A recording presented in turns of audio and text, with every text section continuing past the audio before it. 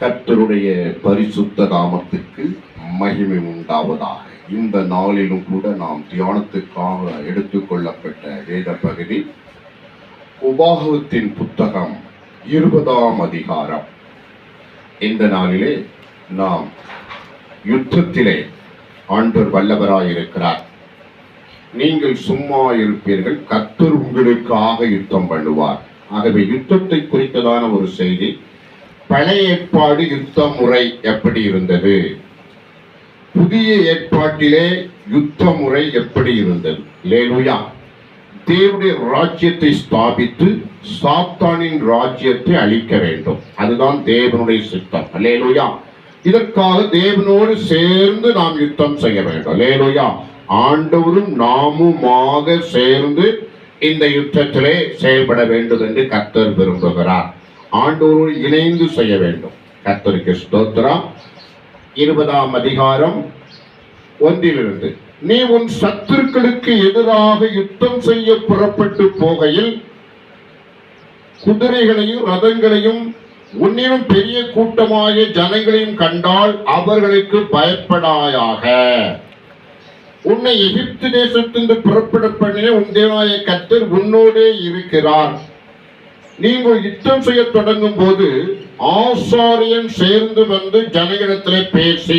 அல்லேலூயா.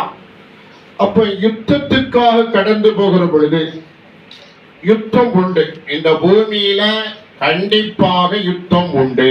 அல்லேலூயா. அந்த நாட்களில் இருந்த யுத்த முறை வேறு, இந்த நாட்களில் இருக்கிற யுத்த முறை வேறு. எப்படியும் ஒரு யுத்தம் உண்டு. அல்லேலூயா.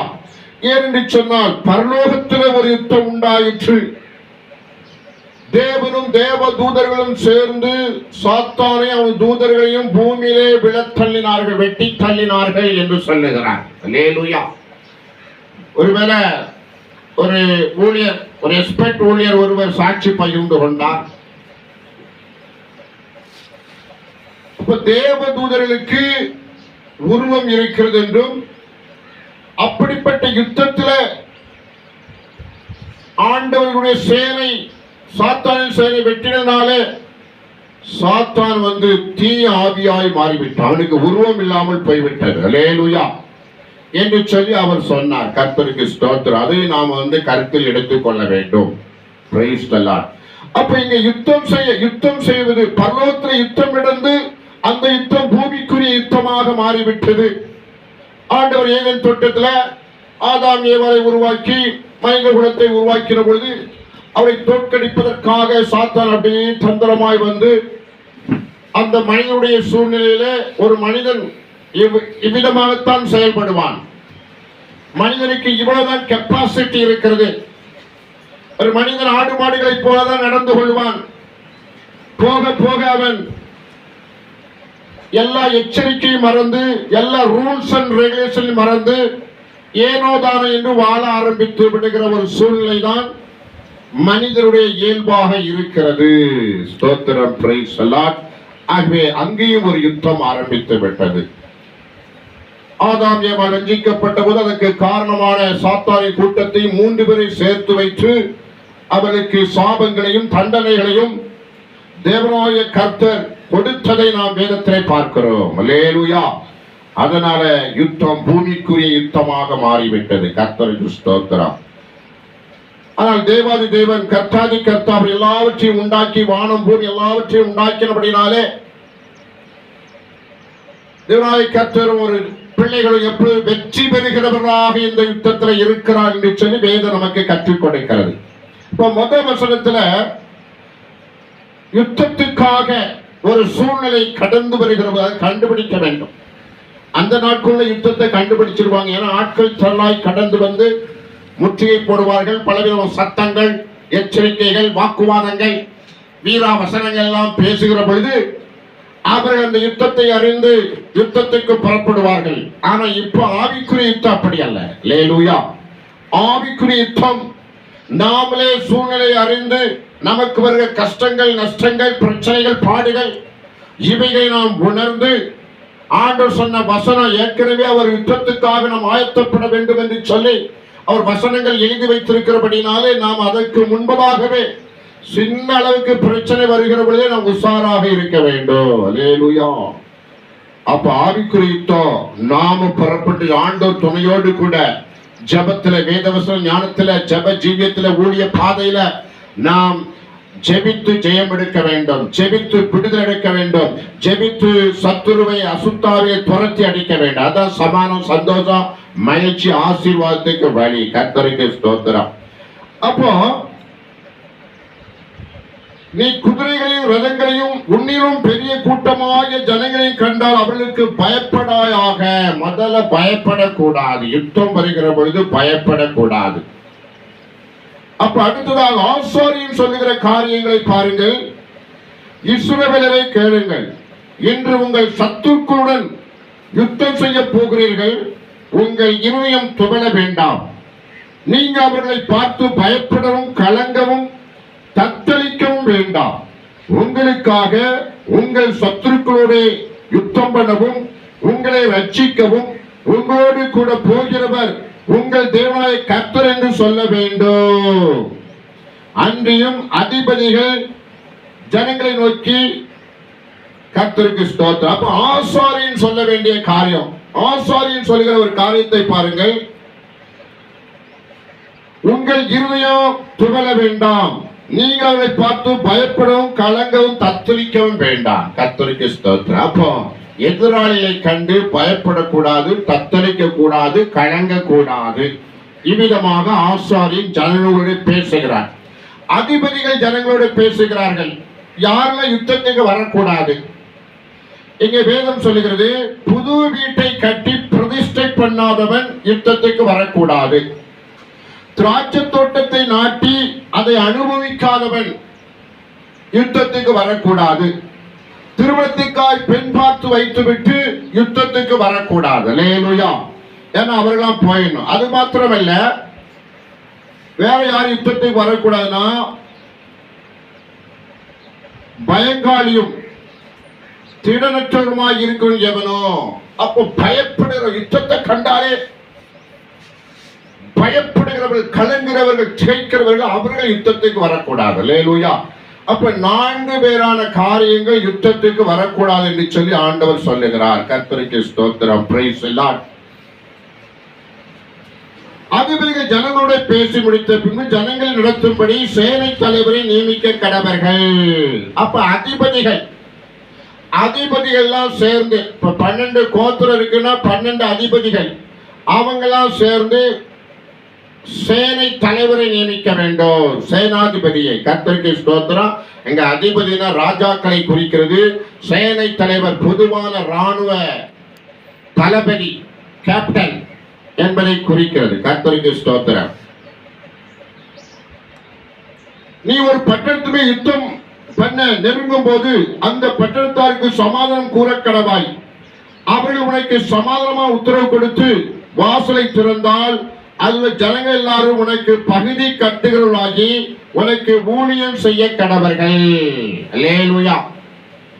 ஊழியம் செய்ய கடவர்கள். பகுதி கட்டணும், ஊழியம் செய்யணும். அப்போ அது அந்த ராஜ்யத்துக்கு உட்பட்ட ஒரு ராஜ்யமாக, ஒரு தேசமாய் மாறிவிடும். அல்லேலூயா. அங்க ராஜா இருப்பாரு, எல்லாம் இருப்பாரு. ஆனா அதிகாரம் எங்க இருக்குன்னா யுத்தத்துல ஜெயித்த இஸ்ரேல் ஜனங்கள்கிட்ட தான், இஸ்ரேல் பிரபுக்கள்கிட்ட அந்த அதிகாரம் இருக்கும். கர்த்தருக்கு ஸ்தோத்திரம். அதே போல ஆண்டவர் இயேசு கிறிஸ்து இந்த பூமியில பிறந்து வந்த நாட்களிலே ரோமர்கள் யூதேயாவை பிடித்துக் கொண்டார்கள். யூதேயாவிலே ஏரோது ராஜாவாக இருந்தான். ஆனால் பகுதி கட்டுகிறவனா இருந்தான். அவருடைய ஆளுகை கவர்னருக்கு கீழே தான் அந்த ராஜ பரம்பரை இருந்தது. அதுக்கு மேல போகல. கர்த்தருக்கு ஸ்தோத்திரம். அப்படிப்பட்ட ஒரு சூழ்நிலை. அப்ப அங்கே நடக்க போகிற காரியத்தை பார்க்கிறோம்.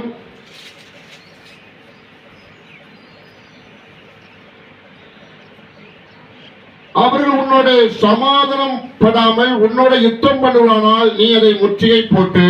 அல்லேலூயா. அப்போ ஒண்ணு சமாதானம் கூற கடவாய். அந்த சமாதான உடன்படிக்கை வந்தா இங்கே ஆண்டவருடைய இஸ்ரவேலுடைய சேனையும் அந்த ஜனங்களோடு ஒரு உடன்படிக்கை பண்ணி அவர்கள் பகுதி கட்டலாகி அவர்களுக்கு ஊழியம் செய்ய கடவர்கள். அந்த மாதிரி சூழ்நிலை மாற வேண்டும். ஏன்னா ஆண்டவருடைய நோக்கம் என்னன்னா, ஜனங்கள் விக்கிரகத்தையோ அதை சார்ந்த அசுத்தமான கிரியையோ ஜனங்களுக்குள் வரக்கூடாது. ஜனங்கள் தொடர்ந்து பரிசுத்தவான்களாக, கர்த்தருடைய வசனத்துக்கு கீழ்ப்படுகிறவர்களாக, கர்த்தருக்கு பரிசுத்தமான ஜனங்களாக இருக்க வேண்டும். அதுக்கு இடையூறு வராதபடிக்கு காரியம் நடைபெற வேண்டும். அப்ப இங்க சமாதானம் கூறிய தேசத்து மக்கள் இப்படிப்பட்டதான விக்கிரக காரியங்களிலே அவர்கள் இஸ்ரவேல் ஜனங்களை பாவம் பண்ணாதபடிக்கு ஒரு சூழ்நிலை அவர்கள் ஏற்படுத்துவார்கள். கர்த்தருக்கு ஸ்தோத்திரம். அடுத்ததாய் பார்க்கிற பொழுது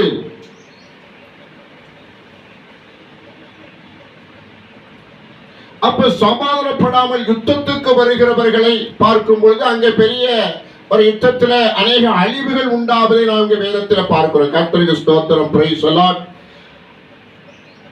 உன்னுடைய கர்த்தர் உனக்கு சுதந்திரமாய் கொடுக்கிற ஏத்தியர், எமோரியர், கானானியர், பெரிசியர், ஏவியர், எபூசியர் என்னும் ஜனங்களின் பட்டணங்களிலே மாத்திரம் சுவாசமுள்ள தொன்றையும் உயிரோடு வைக்காமல் அவர்களையும் உன் தேவனாய கர்த்தர் உனக்கு கட்டளையிட்டபடியே சங்காரம் பண்ண கடவாய். அவர்கள் தங்கள் தேவர்களுக்கு செய்கிற தங்களுடைய சகல அருவருப்புகளின்படியும் நீங்களும் செய்ய உங்களுக்கு கற்றுக்கொடாமலும் நீங்க உங்கள் தேவனாய கர்த்தருக்கு விரோதமாய் பாவம் செய்யாமல் இருக்கும்படி இப்படி செய்ய வேண்டும். அல்லேலூயா. சில ஜனங்கள் விக்கிரகத்துல ஊறி போயிருப்பாங்க. அவங்களை எல்லாம் அவங்களோடு சேர்ந்து இவங்களும் கெட்டு போய்விடக்கூடாது என்பதற்காக பழைய ஏற்பாடு காலத்தின் காலகட்டத்தில் இப்படிப்பட்டதான ஒரு யுத்த முறையை ஆண்டவர் ஏற்படுத்தினார். அல்லேலூயா. இது போக ஒரு தேசம் கைப்பற்றப்படாமல் இருக்கக்கூடிய அளவுக்கு ஒரு சூழ்நிலை காணப்பட்டால், இல்லை எதிரி நாட்டு கோட்டை கொத்தளங்கள் வலிமையாய் காணப்பட்டால் அங்கே முற்றுகை போட வேண்டும். முற்றுகை போடுகிற காலகட்டத்திலே அங்கே இருக்கிற மரங்களை அழிக்க கூடாது என்று ஆண்டவர் கட்டளை கொடுக்கிறார். ஏன்னா அந்த மரங்களை அழிக்கும் பொழுது அதுல கனிகளும் அழிந்து விடுவதனாலே அங்கே ஒரு பஞ்சம் உண்டாகும் என்பதனாலே ஆண்டவர் அப்படி ஒரு ஆலோசனை கொடுக்கிறார். கர்த்தருக்கு ஸ்தோத்திரம். ஆகவே பழைய ஏற்பாடு யுத்த முறையை குறித்து பார்த்தோம். புதிய ஏற்பாடிலே கர்த்தர் நமக்கு ஒரு யுத்த முறை ஏற்படுத்தி தந்திருக்கிறார். கர்த்தருக்கு ஸ்தோத்திரம். அப்பொழுது அவர் தம்முடைய 12 சீசர்களையும் தம்மிடத்தில் வரவழைத்து அசுத்த ஆவிகளை துரத்தவும் சகல வியாதிகளையும் சகல நோய்களையும் தீர்க்கவும் நீக்கவும் அவர்களுக்கு அதிகாரம் கொடுத்தார். அல்லேலூயா. இப்போ புதிய ஏற்பாடிலே இயேசு கிறிஸ்து பிறந்து வாழ்ந்த நாட்களிலே ஆண்டவராய் இயேசு கிறிஸ்து ஒருவராய், பிதா அனுப்பின ஒருவராய் இயேசு இருந்தார். அப்ப யூதயா மத்தியிலே அவர் ஊழியம் செய்து வருகிற நாட்களிலே 12 சீசர்களை செலக்ட் பண்ணினார். அல்லேலூயா. 12 சீசர்களை செலக்ட் பண்ணி அவர்கள் கொடுக்கிற ஒரு அதிகாரத்தை பாருங்கள். அசுத்த ஆவிகளை துரத்தவும் சகல வியாதிகளையும் சகல நோய்களையும் நீக்கவும் அவர்களுக்கு அதிகாரம் கொடுத்தார். வியாதிகள், நோய்கள், வியாதிகள், சகல அசுத்த ஆவிகளையும் துரத்துவதற்கு அவருக்கு அதிகாரம் கொடுத்தார். அல்லேலூயா. இப்போ உள்ள ஜனங்களை நாம் பார்க்கும்போது வகை வகையாக விதவிதமாக ஜனங்கள் பூமியிலே வாழ்ந்து கொண்டிருக்கிறார்கள். அவர்கள் எல்லாவற்றையும் அசுத்த ஆவிகள் பிடித்திருக்கிறது. அசுத்த ஆவிகள் ஆளுகை செய்கிறது. ஒரு மனிதனுடைய பிறப்பு முதல் இறப்பு வரைக்கும் அவனை ஒரு மனிதனை சாத்தான் ஆளுகை செய்கிறான். தீய ஆவிகள் ஆளுகை செய்கிறது. அசுத்த ஆவிகள் ஆளுகை செய்கிறது. அவருடைய எல்லா காரியத்திலும் பழக்க வழக்கத்தில் விகற்பங்களை உண்டு பண்ணி, இப்ப இந்தியாவை பார்க்கும்போது பலவிதமான ஜாதி கூட்டங்கள் இருக்கிறார்கள். ஒவ்வொரு ஜாதியுடைய குணங்களும் ஒவ்வொரு விதமாக இருக்கிறது. இந்த குணங்களை அமைத்து தருவது இந்த பிசாசுகள் தான். அல்லேலூயா. அவருடைய ஆத்மாக்களுடைய தோரணையை பார்த்து, அவர் ஆத்மாக்களுடைய தன்மைகளை பார்த்து, அதுல சன்மார்க்கனை எப்படி நடத்த வேண்டும், அதுல துன்மார்க்கனை எப்படி நடத்த வேண்டும் என்று சொன்ன அந்த பிரிவுகளும் இருக்கிறது. கர்த்தருக்கு ஸ்தோத்திரம். ஆகவே இந்த இந்த ஜாதி அடிப்படையிலான குணங்களை கூட பிசாசுதான் அவர் உள்ளத்திலே ஏற்படுத்தி நீ இப்படிதான் நடக்க வேண்டும், நீ இப்படிதான் செயல்படுத்த வேண்டும் என்று சொல்லி அவர்கள் அசுத்தாவில் சாத்தானின் ராஜ்யத்தில் வாழ்ந்து அசுத்தாவில் தீயாவிகள் பொல்லாதாவிகள்லாம் அவங்களுக்கு அதை கட்டளையாய் கொடுக்கிறது. அல்லேலூயா. அந்த கட்டளையில ஒன்றை கூட மீறாதபடிக்கு அது அப்படியே கண்டிஷன் பண்ணி அப்படி செயல்படுத்துகிறது. அதனால ஊழியம் செய்கிற பொழுது நாம் கிறிஸ்துவின் சிந்தையை செலுத்தும் பொழுது, கர்த்தருடைய வசனத்தை செலுத்தும் பொழுது அவர்களை ரட்சிப்பது ஒரு அரிதான காரியமாக இருக்கிறது. கர்த்தருக்கு ஸ்தோத்திரம். ஒவ்வொரு குண அதிசயங்களை விட்டு விலகாதபடிக்கு சத்துரு கிரியை செய்கிறபடினாலே நாம் ஆரம்ப கட்டத்திலே பார்க்கிற பொழுது அங்கே முதல்ல இயேசு கிறிஸ்துவை, இயேசுவின் உபதேசத்தை, இயேசுவின் சுவிசேஷம் உள்வாங்குகிறது. அல்லேலூயா. அப்ப இயேசுவை மட்டும் உள்வாங்குகிறார்கள், மற்ற குணங்கள் எல்லாம் விடுகிறது இல்லை. அல்லேலூயா. இயேசுவை மட்டும் உள்வாங்கி விட்டு மற்ற குணங்கள் எல்லாம் அங்க ஒளிஞ்சு கிடக்கிறது. அல்லேலூயா. ஜனங்களுக்குள்ள ஒளிந்து கிடக்கிறதை நாம் பார்க்கிறோம். கர்த்தருக்கு ஸ்தோத்திரம். அதுபோல சபைகள் விதவிதமாக இருக்கின்றது. ஆர்சி இருக்கிறது, சிஎஸ்ஐ இருக்குது, பெந்தேகோஸ்து இருக்கு. பெந்தேகோஸ்துல 1000 வகையான பிரிவுகள் இருக்கிறது. கர்த்தருக்கு ஸ்தோத்திரம். அவர்களை பாருங்கள், அந்த சபைக்குரிய தன்மைகளிலே ஆண்டவருடைய வசனத்துக்கு எந்த அளவு கீழ்ப்படுகிறார்கள், எந்தெந்த வசனத்துக்கு கீழ்ப்படுகிறார்கள், எந்தெந்த வசனத்துக்கு கீழ்ப்படியாமல் இருக்கிறார்கள் என்று பார்க்கிற பொழுது ஒரு சபையாக, ஒரு பெரிய அமைப்பாக இருக்கிறது. ஆனாலும் அவர்களே மாற்றம் இல்லை. அப்ப தனிப்பட்ட மனிதனுக்குள்ளும் ஆண்டவரை உள்வாங்கி இருக்கிற ஜனங்களுக்குள்ளும் முழுமையான விடுதலை இல்லை. சில சபைகளுக்குள்ளும் முழுமையான விடுதலை இல்லை. இதெல்லாம் குறைவான காரியங்கள், ஆவிக்குரிய தகுதியற்ற காரியங்கள் ஒளிந்திருக்கிறதை பார்க்கிறோம். கர்த்தருக்கு ஸ்தோத்திரம். அப்ப முழுமையான யுத்தத்தில் வெற்றி என்பது ஆண்டவருடைய வசனத்தை 100க்கு 100 நிறைவேற்றுகிற வாஞ்சையும் விருப்பமுள்ள ஜனங்கள் தான் முழுமையான ஆண்டவருடைய பிள்ளையாய் மாறுகிறார்கள். மற்றவெல்லாம் ரட்சிக்கப்படாதபடிக்கு, முழுமையான ரட்சிப்புக்குள் வராதபடிக்கு அரைகுறையாக இருந்து இந்த உலகத்திலே வாழ்ந்து வருகிறார்கள். சில காரியங்களை ஆண்டவர் விட்டு பிடிக்கிறார். கர்த்தருக்கு ஸ்தோத்திரம். Praise the Lord. அப்போ அசுத்த ஆவிகளை முதல்ல துரத்தணும். முழுமையாக மனிதன் விடுதலை அடைய வேண்டும். அவர்கள் நோய்கள், வியாதிகள் அதிலிருந்து விடுதலை பெற வேண்டும் என்று சொல்லி 12 அப்போஸ்தலரை ஆண்டவர் ஏற்படுத்தி அவர்கள் மூலமாக சுவிசேஷம் அறிவித்தார். அவருக்கு கட்டளை கொடுத்த பிறகு அந்த 12 பேரும் 2 பேராக போகும்படி கட்டளை கொடுத்தார். அவர்கள் யூதயா தேசம் முழுமைக்கு சென்றார்கள். முத ஆண்டவர் யுத்தத்தை ஆரம்பித்தது யூதயா தேசம் மாத்திரம். யூதயாவுக்கு மாத்திரம் போங்க, மற்ற நாடுகளுக்கு போக வேண்டாம், சமரியாவுக்கு கூட போக வேண்டாம். அல்லேலூயா. பக்கத்து தேசமான சமரியா கூட நீங்க போக வேண்டாம். ஒன்லி யூதயா. காணாமல் போன ஆடுகளாகிய இவர்களால் தேடணும். ஏன்னா ஆண்டவர் பார்வையில யூதயா ஜனங்கள் யூத மதத்தை அமைந்து நல்ல வலிமையாக பின்பற்றி வருகிற காலகட்டத்தில் சடங்காச்சரங்களால் தங்களை நிரப்பிக் கொண்டு ஆண்டவருடைய மெய்யான சமாதானம், சந்தோஷம், ஆண்டவருக்குரிய காரியத்தில் நிலைத்திராதபடிக்கு இந்த உலகத்தின் பாதையில உலகத்திற்கு ஏற்றவாறு சடங்காச்சரங்களை ஏற்படுத்தி கொண்டு அதன்படி யூத ஜனங்கள் வாழ ஆரம்பித்தார்கள். அப்ப ஆண்டவர் சொல்லுகிறாரு, உங்க வாய் தான் துதிக்கி, உங்க இதயம் தூரமா இருக்கிறது. அல்லேலூயா. அப்ப தூரமா இருக்கிற இதயம், வாய் மட்டும் ஆண்டவரை ஸ்தோத்திரம் பண்ணுகிறது, அது உண்மையான விசுவாசி அல்ல. ஆண்டவருக்கு பிரியமான ஜனம் அதுவல்ல. ஆகவேதான் ஆண்டவர் சொன்னாரு, காணாமல் போய்விட்டார்கள்.